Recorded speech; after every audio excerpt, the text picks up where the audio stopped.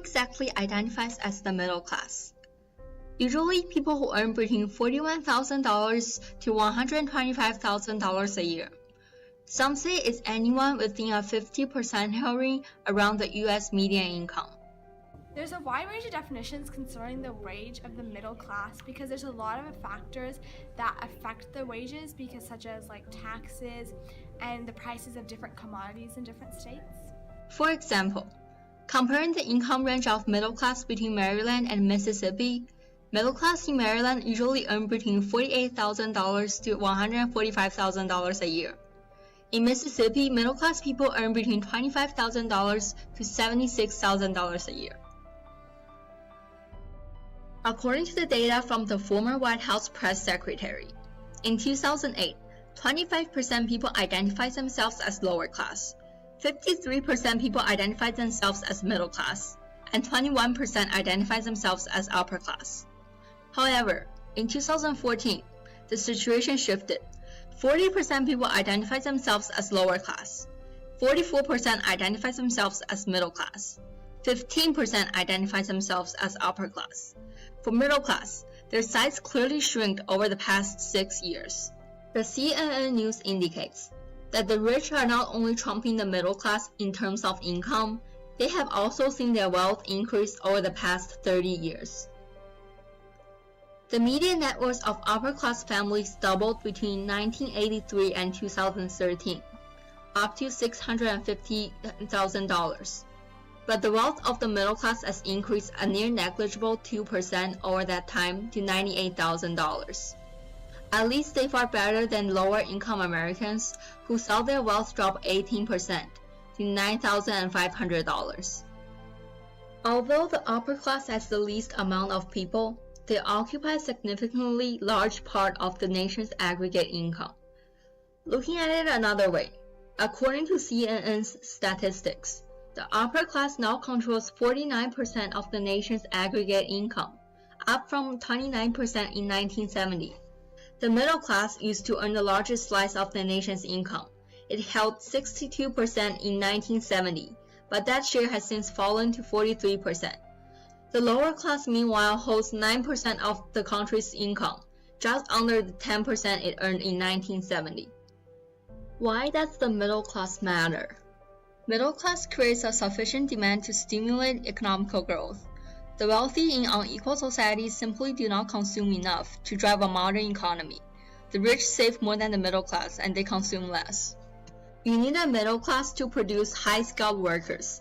A strong economy is composed of workers who have the training and means to complete work that can command a high exchange value.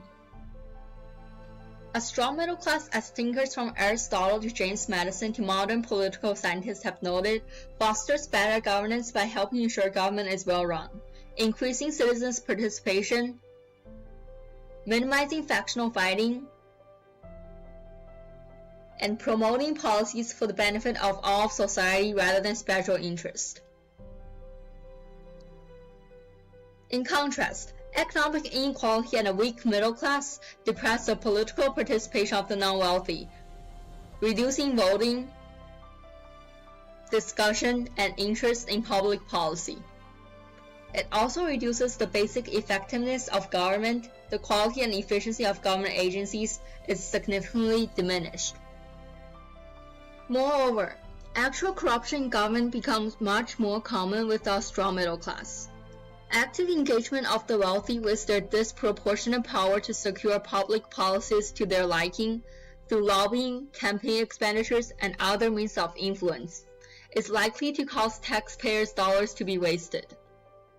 We also know that risk-taking entrepreneurs are disproportionately likely to come from middle-class families. According to the data provided by the Huffington Post, 72% of surveyed entrepreneurs come from middle-class families. America has a long history of growing its middle class by spurring business formation, which creates new jobs. In fact, 2 out of every 3 net new jobs come from our entrepreneurs and small business owners.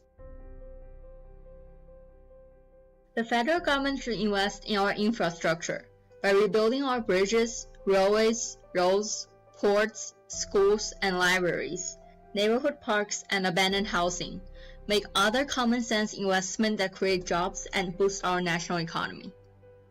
For example, extending federal unemployment insurance would have created 200,000 new jobs in 2014, but Congress failed to act. To strengthen the middle class, put more people back to work, provide business greater certainty. According to Article 1, Section 8, Clause 1 of the United States Constitution, the Congress shall have power to lay and collect taxes, duties. The presidential candidate has various views towards taxation for middle class. Bernie Sanders urged for an increasing taxation. His plan indicates that every household earning below $250,000 will face a tax hike of nearly 9%. Past that, rates explode, up to a top rate of 77% on incomes over $10 million. Clinton followed Obama's trail regarding taxation on middle class.